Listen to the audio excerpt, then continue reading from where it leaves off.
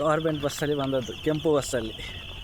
ನಿನ್ನೆ ಬೆಂಗಳೂರಿಂದ 11 ಗಂಟೆಗೆ ಬಿಟ್ಟಿದ್ದೇವೆ, ಇವಾಗ 9-9:30 ಗಂಟೆ. ನಡ್ಕೊಂಡು ಬಂದಿದ್ದರೂ ಕೂಡ ಎಷ್ಟರಲ್ಲಿ ರೀಚ್ ಆಗ್ತಿತ್ತು ಅನಿಸುತ್ತೆ. ಅದಂತ ಅಶ್ವಮೇಧ ಅಂತ ಬರ್ದಿತ್ತು ಅದರಲ್ಲಿ. ಫೋಟೋ ಮಾತ್ರ ಕೂತ್ರೆ ಅದು ಬಂದಿದ್ದು ಮಾತ್ರ ಕತ್ತೆಗಿಂತ ಕಡೆ ಆಗಿತ್ತು. ನನ್ನ ತಮ್ಮನ ಕೂಡ ಕರ್ಕೊಂಡ್ಬಂದಿದ್ದೆ ಒಟ್ಟಿಗೆ. ಅವನ ಕೋಪದಲ್ಲಿ ಮುಂದೆ ಹೋಗ್ತಾ ಇದ್ದಾನೆ ನೋಡಿ. ಹೆಲೋ ಗಾಯ್ಸ್, ಹೇಗಿದ್ದೀರಾ? ನಾನು ಚೆನ್ನಾಗಿದ್ದೀನಿ. ಸಡನ್ನಾಗಿ ಊರಿಂದ ಕರೆ ಬರುತ್ತದೆ. ಏನಪ್ಪ ಅಂತ ಕಾಲ್ ಪಿಕ್ ಮಾಡಿದರೆ ಆ ಕಡೆಯಿಂದ ಅಮ್ಮನ ಧ್ವನಿ. ಎಮರ್ಜೆನ್ಸಿ ಊರಿಗೆ ಬರಲೇಬೇಕು ಅನ್ನೋಂತಿತ್ತು. ಇನ್ನೇನು ಮಾಡೋದು ಹೇಳಿ, ಮರು ಮಾತಿಲ್ಲದೆ ಗಡಿಬಿಡಿಯಲ್ಲಿ ಊರಿಗೆ ಹೋಗುವ ತಯಾರಿ ಕೂಡ ಆಯಿತು. ನಾವು ಗಂಡು ಮಕ್ಕಳು ಗೊತ್ತಲ್ವಾ, ಒಂದೆರಡು ಪ್ಯಾಂಟ್ ಶರ್ಟ್ ಜೊತೆಗೆ ವಾಶ್ ಮಾಡಲು ಬಾಕಿ ಇರುವ ಡ್ರೆಸ್ ಬ್ಯಾಗಿಗೆ ತುಂಬಿಸಿ ರಪಕ್ಕ ಅಂತ ಹೊರಟು ಬಿಡ್ತೇವೆ. ವಾರಗಳ ರಜೆ ನಂತರ ಅಂಗಡಿ ಓಪನ್ ಮಾಡಿ 2 ದಿನ ಮಾತ್ರ ಆಗಿತ್ತು. ಅದರಿಂದ ಅಂಗಡಿ ಕ್ಲೋಸ್ ಮಾಡುವ ಸಮಯ ಕಳೆದ ನಂತರವೇ ಹೊರಟಿದೆ. ಇನ್ನೇನು ಗಂಟೆ 11 ಹತ್ತಿರ ಆಗಿತ್ತು. Metro close. ದಿನ ಇಡೀ ಬೃಹತ್ ಬೆಂಗಳೂರಿನ ಗುಂಡಿಗಳು ತುಂಬ ನಾಟ್ಯವಾಡುವ ಸಿಟಿ ಬಸ್ಸುಗಳು ಮಲಗುವ ತಯಾರಾಗಿತ್ತು. ಸೊ ಬೇರೆ ವಿಧಿ ಇಲ್ಲ, ರ್ಯಾಪಿಡೋ ಆ್ಯಪ್ ಮೂಲಕ ಕಾರ್ ಬುಕ್ ಮಾಡಿ ತರಾತುರಿಯಲ್ಲಿ ಮೆಜೆಸ್ಟಿಕ್ಗೆ ಹೊರಟೆ. ಅಷ್ಟರಲ್ಲಿ ಕ್ಯಾಬ್ ಚಾಲಕ ಮಾತು ಶುರು ಇಟ್ಕೊಂಡ. ಸರ್, ರಿಟರ್ನ್ ಬರುವಾಗ ಏನು ಟ್ರಿಪ್ ಸಿಗಲ್ಲ, 50 ರೂಪಾಯಿ ಎಕ್ಸ್ಟ್ರಾ ಕೊಡಿ ಅಂತ ದುಂಬಾರು ಬಿದ್ದಿದ್ದ. 30 ರೂಪಾಯಿ ಎಕ್ಸ್ಟ್ರಾ ಹಾಕಿ ರೌಂಡ್ ಫಿಗರ್ 350 ಕೊಡ್ತೀನಿ ಅಂದಾಗ, ಸರ್ ಇಲ್ಲ 50 ಎಕ್ಸ್ಟ್ರಾ ಕೊಡಿ ಅಂದ. ನಾನು ಬೇರೆ ಅರ್ಜೆಂಟಲ್ಲಿದ್ದೆ. 1 ವಾರ ಊರಲ್ಲಿದ್ದು ಬಂದು ಜೇಬು ಬೇರೆ ಖಾಲಿಯಾಗಿತ್ತು. ಇಲ್ಲ 350 ಕೊಡ್ತೀನಿ, ಬರ್ತೀರಾ ಅಂದರೆ ಬನ್ನಿ ಅಂದೆ. ಓಕೆ ಪರವಾಗಿಲ್ಲ ಸರ್, ಹತ್ತಿ ಅಂದ. ತುಸು ಬೇಜಾರಾಯಿತು. ಆಗಲೇ ನನ್ನ ಕೆಲವು ಕ್ಯಾಬ್ ಡ್ರೈವರ್ಗಳ ಗೆಳೆಯರ ಮುಖ ನೆನಪಾಗಿ ಮನಸ್ಸಲ್ಲಿ ಅವನು ಕೇಳಿದಷ್ಟು ಅಮೌಂಟ್ ಕೊಡಬೇಕು ಅಂತ ಫಿಕ್ಸ್ ಆಗಿದೆ. ಮತ್ತು ಕಾರ್ ಹತ್ತುವಾಗ ಯಾಕೆ ಕೊಡಲ್ಲ ಅಂತ ಕೇಳಬಹುದು. ಅದು ನಾರ್ಮಲ್ ಆಗಿ ಮೀಟರ್ಗಿಂತ 50 ರೂಪಾಯಿ ಜಾಸ್ತಿ ಕೇಳುವಾಗ, ಅದರಲ್ಲಿಯೂ ಎಮರ್ಜೆನ್ಸಿ ಕೆಲಸಕ್ಕೆ ಹೊರಟಾಗ ಕಿರಿಕಿರಿ ಆಗುತ್ತೆ ಅಲ್ವಾ. ಕಾರಲ್ಲಿ ಕೂತಾಗ ಒಳ್ಳೆಯ ತುಫಾನ್ ಥರ ಗಾಡಿ ಓಡಿಸ್ತಿದ್ದ. ಮೊದಲು ನನ್ನ ಮೇಲಿನ ಕೋಪದಿಂದ ಆ ರೀತಿ ಓಡಿಸ್ತಾನೆ ಅಂತ ಅಂದ್ಕೊಂಡಿದ್ದೆ. ಆಮೇಲೆ ಮೊಬೈಲ್ ಮಾತುಕತೆ ಕೇಳಿದಾಗ ಅರ್ಥ ಆಯಿತು, ಮೆಜೆಸ್ಟಿಕ್ಗೆ ಬೇಗ ತಲುಪಿದರೆ ಡ್ಯೂಟಿ ಬೀಳುತ್ತದೆ ಅನ್ನುವ ಆಸೆಯಿಂದಾಗಿ ಓಡಿಸುತ್ತಿರುವುದು ಅಂತ.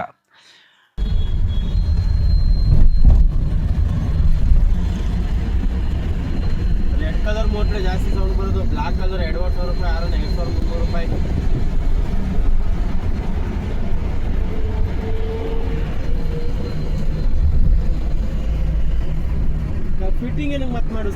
ಊರು ಬಿಟ್ಟು ನಾನು ಬೆಂಗಳೂರಿಗೆ ಬಂದಿದ್ದು ಯಾಕೆ ಹೇಳಿ, ಹೊಟ್ಟೆಪಾಡಿಗೆ. ಅವರು ಹಾಸನದಿಂದ ಬಂದಿದ್ದು ಅದೇ ಕಾರಣಕ್ಕೆ ಅಲ್ವಾ. ಆ ರೀತಿ ಆಲೋಚನೆ ಮಾಡಿ ಸ್ವಲ್ಪ ರ್ಯಾಶ್ ಡ್ರೈವ್ ಅನಿಸಿದರೂ ಕೂಡ ಸುಮ್ಮನಾಗಿದೆ. ಇನ್ನು ಹಗಲಿಡೀ ಜಗಮಗಿಸುವ ಬೆಂಗಳೂರು ಸಿಟಿ ರಾತ್ರಿ ಆದರೆ ಬೇರೆ ರೂಪ ತಾಳುತ್ತದೆ. ಕಾರ್ ಮೆಜೆಸ್ಟಿಕ್ ಹತ್ತಿರ ಇರುವ ಕರ್ನಾಟಕದ ಹೆಮ್ಮೆ ವಿಧಾನಸೌಧದ ಹತ್ತಿರ ತಲುಪಿತ್ತು. ಆತ ಹೋಗುವ ವೇಗಕ್ಕೆ ಹಿಂದುಗಡೆ ಕುಳಿತಿದ್ದ ನಾನು ಒಳ್ಳೆ ಬಾಸ್ಕೆಟ್ ಒಳಗಡೆ ಬಿದ್ದ ಚೆಂಡಿನಂತೆ ಅತ್ತಿತ್ತ ಹೊರಳಾಡುತ್ತಿದೆ. ಅದರಿಂದಲೇ ಅಷ್ಟು ಚಂದದ ವಿಧಾನಸೌಧದ ವಿಡಿಯೋ ವಟ್ರಾಸಿಯಾಗಿ ಬಂತು. ಆದರೂ ಮೊಬೈಲ್ ಹೊರ ತೆಗೆದುಕೊಂಡು ಗಡಿಬಿಡಿಯಲ್ಲಿ ವಿಡಿಯೋವನ್ನು ಮಾಡಿಕೊಂಡೆ. ಎಮರ್ಜೆನ್ಸಿಗೆ ಈ ಡ್ರೈವರ್ ಓಕೆ. ಎಲ್ಲಿಯಾದರೂ ಹೆದರು ಪುಕ್ಕಲರು ಇವರ ಕಾರು ಹತ್ತಿದರೆ ಹಾರ್ಟ್ ಅಟ್ಯಾಕ್ ಆಗುವುದಂತೂ ಗ್ಯಾರಂಟಿ. ಈ ಮಾತು ನನ್ನದು ಮಾತ್ರ ಅಲ್ಲ, ಸ್ವತಃ ಡ್ರೈವರೇ ಯಾರೊಂದಿಗೋ ಫೋನಲ್ಲಿ ಮಾತಾಡ್ತಾ ಹೇಳುತ್ತಿದ್ದ.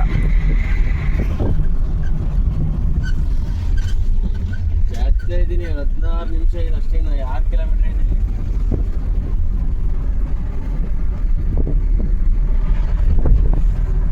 ಕಾರಲ್ಲ ಎಲ್ಲಾಡ್ಕೊಂಡ್ ಬರ್ತಾಯಿದ್ದೀನಿ, ಸಿಗ್ಲಿಕ್ಕೆ ಮುಗಿಸ್ಕೊಂಡು. ಇಲ್ಲ ನಾನು ಡ್ಯೂಟಿ ಮಾಡೋದು ನೋಡಿ ಎಲ್ಲ ಇದು ಮಾಡೋರು. ಹೆಂಗೋರು ನೀನು ನಿದ್ದೆ ಮಾಡ್ತೀವಿ ಮಾಡಲ್ಲ, ಈಗ ಹೋಯ್ತೀನಿ ಬರ್ತೀಯಾ ಅಂತ ಚಚ್ಕೊಂಡು ಒಳ್ಳೆ ಬೈಕ್ ಟ್ಯಾಕ್ಸಿ ಓಡಿಸಿದಂತೆ ನುಗ್ಗಿಸುತ್ತಿದ್ದರು. ಸಿಗ್ನಲ್ ಟ್ರಾಫಿಕ್ ಎಲ್ಲ ಲೆಕ್ಕಕ್ಕೆ ಇರಲಿಲ್ಲ. ಓಡಿಸುತ್ತಿದ್ದ ಕಾರಣ ಗೊತ್ತಿದ್ದರಿಂದ ನನ್ನ ತಕರಾರು ಇರಲಿಲ್ಲ. ಕೆಲವೊಮ್ಮೆ ಅತಿಯಾದ ವೇಗ ಉಪಯೋಗಕ್ಕೆ ಬರುತ್ತದೆ, ಹೌದು. ಆದರೆ ಎಲ್ಲ ಸಮಯದಲ್ಲಿ ಅತಿಯಾದರೆ ನಮ್ಮ ಅವನತಿಗೆ ಅದುವೇ ಕಾರಣ ಆಗುತ್ತದೆ. ಹೇಳುವ ಅಂತ ಅಂದ್ಕೊಂಡೆ, ಸುಮ್ಮನೆ ಯಾಕೆ ಅವನ ಬಾಯಿಂದ ಕೇಳುವುದು ಅಂತ ಸುಮ್ಮನತೆ. ಅಷ್ಟಕ್ಕೂ ಅವನ ವೇಗದಿಂದ ನನಗೆ ಸಹಾಯ ಆಗ್ತಿದೆ ಅಲ್ವಾ. ಬೇಗ ಮೆಜೆಸ್ಟಿಕ್ಗೆ ತಲುಪಿದರೆ ಬಸ್ ಮಿಸ್ ಆಗೋದು ತಪ್ಪುತ್ತದೆ. ಹೀಗಿರುವಾಗ ಫಿಲಾಸಫಿ ಮಾತುಗಳು ಎಲ್ಲ ಯಾಕೆ ಅಂತ ನಾನೇ ಮೌನ ವಹಿಸಿದ್ದೆ. ಹಾಗೂ ಈಗೂ ರಾಕೆಟ್ ವೇಗದಲ್ಲಿ ಮೆಜೆಸ್ಟಿಕ್ ತಲುಪಲು ಅವರು ತಗೊಂಡಿದ್ದು ಕೇವಲ 30 ನಿಮಿಷ ಕಾಲ ಅಷ್ಟೆ. ಇಳಿಯುವ ಹೊತ್ತು ಒಂಚೂರು ಮಾತುಕತೆ ನಡೆಸಿ ಅವರು ಕೇಳಿದ ದುಡ್ಡನ್ನು ಕೊಟ್ಟು ಕೆಳಗಿಳಿದೆ. ಅದರ ನಡುವಲ್ಲಿ ಬ್ಲಾಗ್ ಮಾಡುವ ವಿಚಾರ ತಿಳಿದು ID ನೇಮ್ ತಗೊಂಡು ಸಬ್ಸ್ಕ್ರೈಬ್ ಮಾಡಿ ಹ್ಯಾಪಿ ಜರ್ನಿ ಅಂತ ಹೇಳಿದಾಗ ಅಪರಿಚಿತರೊಬ್ಬರು ಪರಿಚಿತರಾದ ಭಾವ. ಯಾವುದು ಬ್ರೋ, ಏನು ಚಾನಲ್ ನೇಮು? ನಮ್ಮದು ಹೊಸಪ್ಪ ಟೈಮ್ಸ್.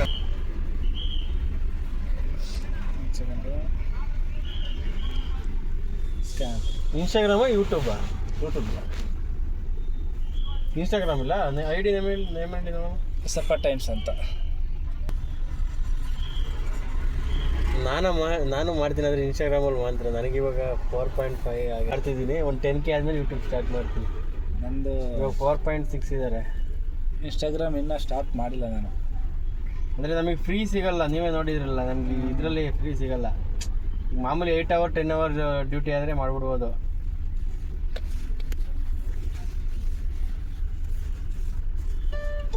ಹಾಕಿದ್ದೀನಿ. Okay bro, happy journey. Okay, thank you. 15 ಹಾಕಿದ್ದೀನಿ, ಥ್ಯಾಂಕ್ ಯು. ಹಾಗೆ ಟೈಮ್ ನೋಡಿ KSRTC ಬಸ್ ಸ್ಟ್ಯಾಂಡ್ ಕಡೆಗೆ ಹೋದರೆ 1 ಗಂಟೆಯಿಂದ ನನ್ನ ದಾರಿ ಕಾಯ್ತಿದ್ದ ನನ್ನ ತಮ್ಮ ಕಾಣಸಿಕ್ಕಿದ. ಇಬ್ಬರು ಸೇರಿ point to point Ashwamedha bus ಹತ್ತಿದೆವು. ನಾನಾದರೆ ಒಂದೆರಡು ಸಲ ಕೆಂಪು ಬಸ್ಸಿನ ಒರಟಾದ ಸೀಟಿಗೆ ಬೆನ್ನು ಒರಗಿಸಿ ಸೊಂಟ ನೋವು ಬರೆಸಿಕೊಂಡಿದ್ದೆ. ಆದರೆ ಸ್ಲೀಪರ್ ಬಸ್ಸಲ್ಲಿ ಹೋಗುತ್ತಿದ್ದ ನನ್ನ ತಮ್ಮನಿಗೆ ಹೊಸತು. ಅವನ ಬ್ಯಾಡ್ ಲಕ್ ಅಂತಲೇ ಹೇಳಬೇಕು. ಅಶ್ವಮೇಧ ಅಂತ ಕುದುರೆಯ ಫೋಟೋ ಹಾಕಿಕೊಂಡಿದ್ದ ಬಸ್ ಓಡಿದ್ದು ಮಾತ್ರ ಕತ್ತೆಯ ವೇಗದಲ್ಲಿ. ನರಕ ತೋರಿಸಿತ್ತು. ಮೈನ್ ಡ್ರೈವರ್ ಮಲಗಿದ್ದು, ಕಂಡಕ್ಟರ್ ಡ್ರೈವಿಂಗ್ ಸೀಟಲ್ಲಿ ಕುಳಿತಿದ್ದು. ಇದಕ್ಕೆಲ್ಲ ಕಾರಣ ಅಂತ ತಿಳಿಯುವಾಗ ಬಸ್ ನಮ್ಮ ಡೆಸ್ಟಿನಿ ತಲುಪಿಯಾಗಿತ್ತು. ಮೆಜೆಸ್ಟಿಕ್ಕಿಂದ 11:30 ಒಳಗೆ ಪ್ರೈವೇಟ್ ಬಸ್ಸುಗಳು ಮತ್ತು ಗೌರ್ಮೆಂಟ್ ಸ್ಲೀಪರ್ ಬಸ್ಸುಗಳು ತಮ್ಮ ಗುರಿಯ ಕಡೆಗೆ ಹೊರಟು ಬಿಡುತ್ತದೆ. ಆ ನಂತರ ತಲುಪಿದವರಿಗೆ ಕೆಂಪು ಬಸ್ಗಳೇ ಗತಿ. ಅದರ ಫೋಟೋ ಪ್ಲಸ್ ಎಕ್ಸ್ಪ್ರೆಸ್ ಅನ್ನುವ ಬೋರ್ಡ್ ನೋಡಿ ಹತ್ತಿದರೆ ನಮ್ಮದೇ ಗತಿ ನಿಮಗೂ ಆಗ್ತದೆ. ಬರೀ ನಾವು ಮಾತ್ರ ಅಲ್ಲ, ಬಸ್ಸಲ್ಲಿ ಕುಳಿತ ಅಷ್ಟು ಜನರ ಮನಸ್ಸಿನ ಮಾತು ಒಂದೇ ಆಗಿತ್ತು. ಹೊರಪೋದು ಮುಟ್ಟುಂಡ ಯಾರು ಮಾರಾಯ, ಅಂದರೆ ಒಮ್ಮೆ ಹೋಗಿ ತಲುಪಿದರೆ ಸಾಕು ಅಂತಾಗಿತ್ತು. ಯಾಕಂತ ಹೇಳಿದ್ರೆ ಆ ಬಸ್ಸು ಹೋಗುವ ರೀತಿ, ಆ ಬಸ್ಸಿನಲ್ಲಿ ಆಗುವಂತಹ ಅನುಭವ ಅದೊಂಥರ ನರಕ ಅಂದರೆ ನರಕ ಅಂತಲೇ ಹೇಳಬಹುದು. ಕಾರಣ ಏನು ಗೊತ್ತಾ, ಈ ನೈಟ್ ಹೊತ್ತಲ್ಲಿ ನಿದ್ರೆ ಇಲ್ಲ ಅಂದರೆ ಯಾವ ದೇಹ ಕೂಡ ಹೋಗಿಕೊಡಲ್ಲ. ಅದರಲ್ಲೂ ಕೂಡ ಸ್ಲೀಪರ್ ಬಸ್ಸಲ್ಲಿ ಹೋಗಿ ಬರುವ ಅಭ್ಯಾಸ ಇದ್ದವರಿಗಂತೂ ಎಲ್ಲಾದರೂ ಇವತ್ತು ಬಸ್ ಇಲ್ಲ, ನಾವು ಎಮರ್ಜೆನ್ಸಿ ಹೋಗಲೇಬೇಕು ಅಂತ ಕೆಂಪು ಬಸ್ ಹತ್ತಿರ ಮತ್ತೆ ಕೇಳಲಿಕ್ಕೇನೆ ಇಲ್ಲ. ಕೆಂಪು ಬಸ್ಸಿನ ಕೆಂಡದಂತಹ ಅನುಭವವನ್ನು ಪಡೆದುಕೊಂಡು ಹಸಿರುವದ್ದು ಮಲಗಿದ್ದ ಸ್ವರ್ಗದಂತಹ ನಮ್ಮೂರಿಗೆ ತಲುಪಿದೆವು. ಇಕ್ಕೆಲೆಗಳಲ್ಲಿ ಕಂಗು ತೆಂಗುಗಳು ನಗುತ್ತಾ ಸ್ವಾಗತ ಮಾಡುವಾಗ ಸೂರ್ಯ ಮೆದು ಸ್ಪರ್ಶವನ್ನು ಕೊಟ್ಟಿದ್ದ. ಬೃಹತ್ ಗಾತ್ರದ ಶಿರಾಡ್ ಘಾಟ್ ಕುದುರೆಮುಖ ಹಿಂಬದಿ ನಿಂತರೆ ತಾಯಿಯ ಮಡಿಲಲ್ಲಿ ಮಗು ಮಲಗಿದಂತೆ ಕಾಣುವ ಅಪಾರ ಭಕ್ತಾದಿಗಳ ಶ್ರದ್ಧಾ ಕೇಂದ್ರವಾದ ಶ್ರೀ ಮಂಜುನಾಥನ ಸನ್ನಿಧಿ ಒಂದೆಡೆ. ಯೂಟ್ಯೂಬರ್ಸ್ ಅಂದರೆ ಯಾವ ಭಾವ ಇದೆ ಅನ್ನುವ ಗೊಂದಲದಿಂದ ಸುಮ್ಮನೆ ಯಾಕೆ ಕಾಂಟ್ರವರ್ಸಿ ಅಂತ ಟ್ರೈಪಾಡ್ ಮಡಚಿ ಒಳಗಿಟ್ಟು ಮೊಬೈಲ್ ಮೂಲಕ ವಿಡಿಯೋವನ್ನು ಮಾಡಿಕೊಂಡು ನನ್ನೂರಿನ ದಾರಿ ಹಿಡಿದೆ. ರಾತ್ರಿ ಇಡೀ ಕೆಂಪು ಬಸ್ಸಿನ ಜೊತೆ ಗುದ್ದಾಡಿದ ನಮಗೆ ಪ್ರೈವೇಟ್ ಬಸ್ಸಿನ ನೂಕುನುಗ್ಗಲು ಸಿಲ್ಲಿ ಅನ್ನಿಸಿಬಿಡ್ತು. ಹಾಗೂ ಈಗೂ ಊರಿನ ದಾರಿ ತಲುಪಿತ್ತು. ಮನೆ ಸೇರುವುದರೊಂದಿಗೆ ಅರ್ಧ ಜೀವ ಹೋಗಿತ್ತು. ಇದು ನನ್ನ ಕೆಂಪು ಬಸ್ಸಿನ ಅನುಭವ. ಈ ರೀತಿಯ ಸ್ವಾರಸ್ಯಕರ ಅನುಭವ ನಿಮಗೂ ಇದ್ದರೆ ಕಮೆಂಟ್ ಬಾಕ್ಸಲ್ಲಿ ತಿಳಿಸಿ. ವಿಡಿಯೋ ಇಷ್ಟ ಆದರೆ ಲೈಕ್ ಕಮೆಂಟ್ ಮಾಡಿ. ಅದೇ ರೀತಿ ಸಬ್ಸ್ಕ್ರೈಬ್ ಮಾಡಿ ನನ್ನ ಜೊತೆ ನಿಲ್ಲಿ. ಧನ್ಯವಾದಗಳು. ಬಸ್ಸಲ್ಲಿ ಬಂದದ್ದು, ಕೆಂಪು ಬಸ್ಸಲ್ಲಿ. ನಿನ್ನೆ ಬೆಂಗಳೂರಿಂದ 11 ಗಂಟೆಗೆ ಬಿಟ್ಟಿದ್ದೇವೆ. ಇವಾಗ 9:30 ಗಂಟೆ. ನಡ್ಕೊಂಡು ಬಂದಿದ್ರು ಕೂಡ ಎಷ್ಟರಲ್ಲಿ ರೀಚ್ ಆಗ್ತಿತ್ತು ಅನಿಸುತ್ತೆ. ಅದಂತ ಅಶ್ವಮೇಧ ಅಂತ ಬರೆದಿತ್ತು ಅದರಲ್ಲಿ. ಫೋಟೋ ಮಾತ್ರ ಕುದ್ರೆ ಅದು ಬಂದಿದ್ದು ಮಾತ್ರ ಕತ್ತೆಗಿಂತ ಕಡೆ ಆಗಿತ್ತು. ನನ್ನ ತಮ್ಮ ಕೂಡ ಕರ್ಕೊಂಡ್ಬಂದಿದ್ದೆ ಒಟ್ಟಿಗೆ. ಅವನ ಕೋಪದಲ್ಲಿ ಮುಂದೆ ಹೋಗ್ತಾ ಇದ್ದಾನೆ ನೋಡಿ ಅವ್ನು ನಾನು ಬಿಟ್ಟು ಮುಂದೆ ಹೋಗ್ತಾ ಇದ್ದಾನೆ. ಮುಸ್ತಾ ಹೇಗಿದ್ದು?